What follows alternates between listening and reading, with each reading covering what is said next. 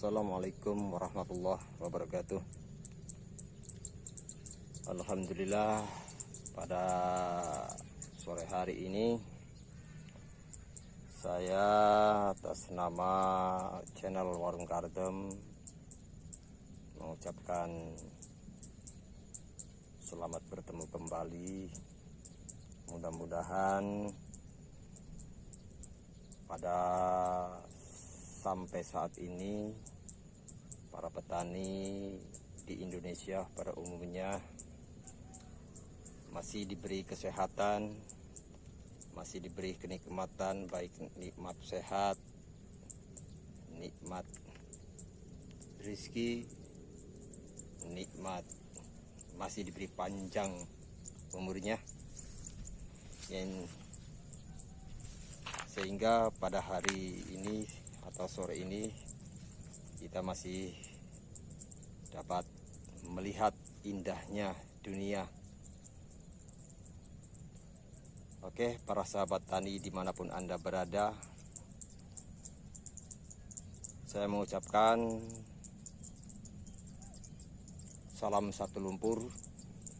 Mudah-mudahan petani Indonesia semakin subur dan makmur. Baiklah, untuk sore hari ini saya akan mereview tanaman padi saya hingga pada saat hari ini atau sore hari ini. Tanaman padi saya yaitu dengan varietas CL220 yang mana pada sampai saat ini usianya yaitu 101 setelah tanam. Alhamdulillah para petani, walaupun dengan umur yang sedikit molor, yang dulunya katanya CL220 itu umurnya 90 hari panen. Ketika padi CL220 saya tanam di musim rendengan atau musim penghujan, sehingga umurnya menambah, sehingga pada sampai hari ini dengan usianya 101 hari setelah tanam, dengan keadaan tanaman padi saya yaitu mulai menguning. Saya perkirakan padi yang saya tanam ini sekitar setengah bulan lagi bisa dipanen, yaitu saya perkirakan umurnya 115 hari setelah tanam bisa dipanen. Alhamdulillah para sahabat petani dimanapun Anda berada, setiap saya menanam varietas padi apapun, ketika saya tanam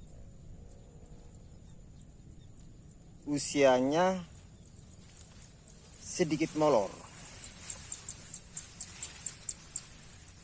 Entah kenapa, kemungkinan saya prediksikan karena saya memberikan beberapa nutrisi baik dari usia vegetatif sampai memasuki fase generatif, sehingga tanaman padi apapun ketika saya tanam sangat subur sekali. Tapi saya tidak berkurang untuk menggali ilmu sampai di mana, sehingga saya mencari yaitu untuk menghambat pertumbuhan padi. Jangan sampai umur padi itu usianya panjang. Jadi insya Allah untuk tahun depan atau musim tanam berikutnya, yaitu tanam musim kedua, insya Allah saya akan mencoba untuk menghambat tanaman padi, sehingga tanaman padi usia vegetatifnya akan saya tekan supaya jangan terlalu lama. Dan insya Allah saya akan menggunakan JPT yang berbahan aktif Paclobutrazol, yaitu JPT yang bisa menghambat pertumbuhan padi sehingga masa vegetatif saya paksa untuk beralih ke masa generatif. Insya Allah untuk musim tanam kedua saya akan mengaplikasikan JPT yang berbahan aktif Paclobutrazol. Sebenarnya JPT yang berbahan aktif Paclobutrazol itu bisa digunakan pada setiap tanaman apapun. Gunanya itu untuk mengalihkan masa vegetatif ke masa generatif, sehingga bahan-bahan makanan yang diolah untuk masa perkembangan atau pertumbuhan tanaman pada masa vegetatif saya paksa untuk memasuki fase generatif. Dan saya sudah mempelajari bahan aktif Paclobutrazol itu ketika digunakan itu pada usia yang tepat, yaitu sekitar masa primordia, yaitu sekitar umur 46 hari atau 45 hari setelah tanam. Saya paksa fase vegetatif disegerakan untuk memasuki fase generatif. Itulah para petani, saya informasikan penggunaan JPT berbahan aktif Paclobutrazol. Sedangkan Paclobutrazol sendiri berperan sebagai penghambat pertumbuhan supaya unsur-unsur hara yang dibutuhkan untuk pertumbuhan perkembangan tanaman, saya kira umur 45 hari anakan sudah cukup. Jadi saya akan alihkan ke masa generatif, yaitu masa pembungahan, pembentukan bunga dan buah. Insya Allah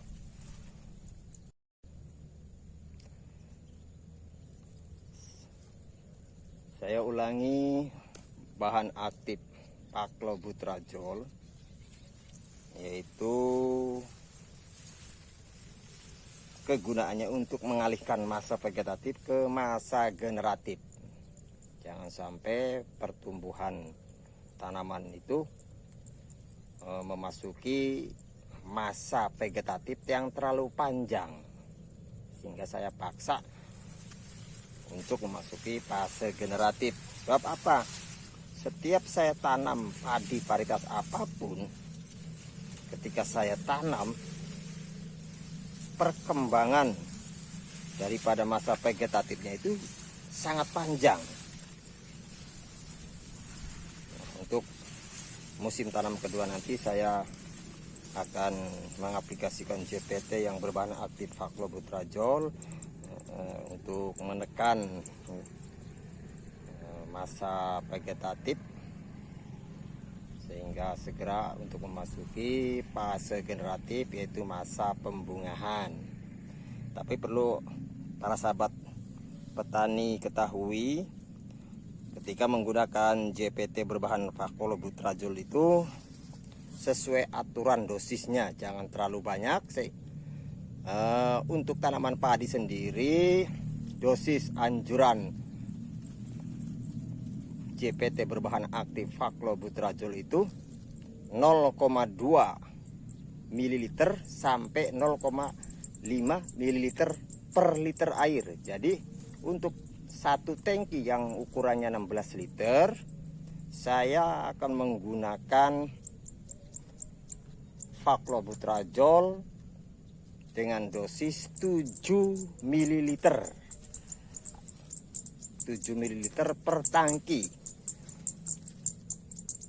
Itu akan saya aplikasikan pada umur 46 atau 45 hari setelah tanam, ketika masa primordia.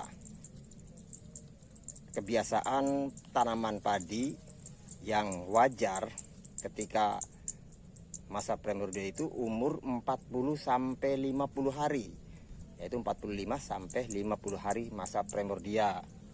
Jadi saya akan tekan, walaupun dengan suburnya unsur-unsur baik nitrogen maupun unsur makro lainnya, sehingga pertumbuhan tanaman terus berkembang untuk masa vegetatif, saya tekankan untuk berhenti, untuk beralih segera ke masa generatif, yaitu dengan menggunakan atau mengaplikasikan JPT yang berbahan aktif Faclobuterol. Itu para sahabat petani. Keuntungan daripada JPT Faclobuterol merangsang pembentukan bunga atau buah dan menambah besarnya bulir padi atau besarnya buah, sehingga nutrisi-nutrisi yang diserap oleh tanaman yang tadinya untuk masa vegetatif ditabung untuk masa generatif. Untuk pengaplikasiannya nanti saya akan mix setelah umur 45 hari setelah menggunakan Faclobuterol. 50 hari saya menggunakan nutrisi MKP ketika masa bunting tua.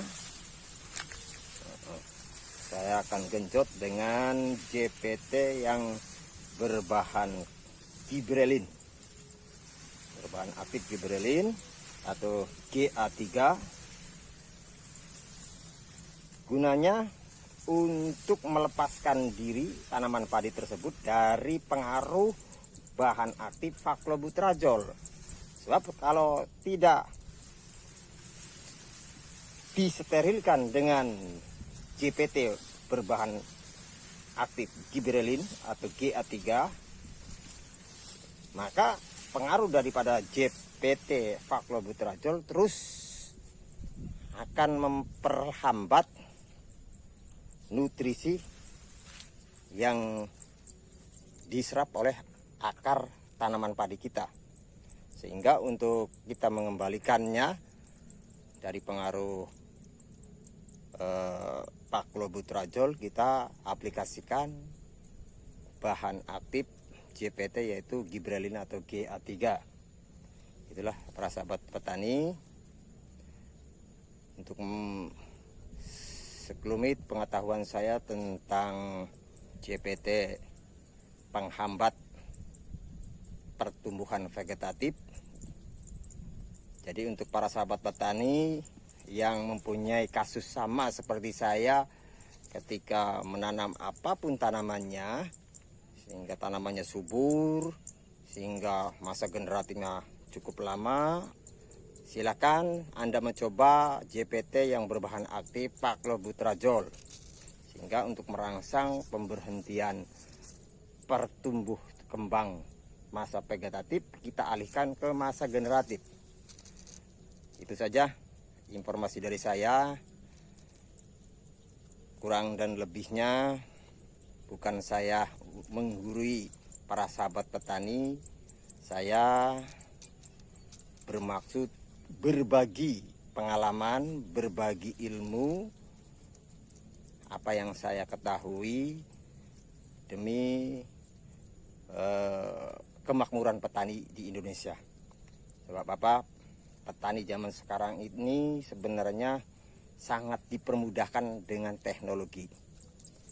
Jadi ketika tanaman padi yang dulunya menghasilkan 1 hektar sekitar 7 ton atau 6 ton, Itu saya mengharapkan untuk mencoba teknologi tanaman padi pada zaman sekarang, yaitu dari segi pemupukan, dari segi pemberian nutrisi, dari segi pemberian insektisida penghambat atau penghalau hama dan penyakit. Sebenarnya zaman sekarang cukup maju pesat untuk penanganannya. Itu saja saya akhiri. Mudah-mudahan para sahabat petani dimanapun Anda berada masih dalam lindungan Allah. Dan saya mohon dukungannya untuk channel YouTube saya dengan menekan tombol subscribe-nya dan juga loncengnya, sehingga ketika saya mengupload video lagi, apapun itu informasinya, supaya ada pemberitahuan video yang saya upload nanti. Oke, demikian video kali ini, semoga bermanfaat khususnya untuk saya pribadi dan bagi Anda yang sudah subscribe ke channel saya. Mudah-mudahan Allah memberikan rezeki yang banyak dan diberi keberkahan, amin ya rabbal alamin. Saya akhiri, wabillahi taufiq wal hidayah. Wassalamualaikum warahmatullahi wabarakatuh.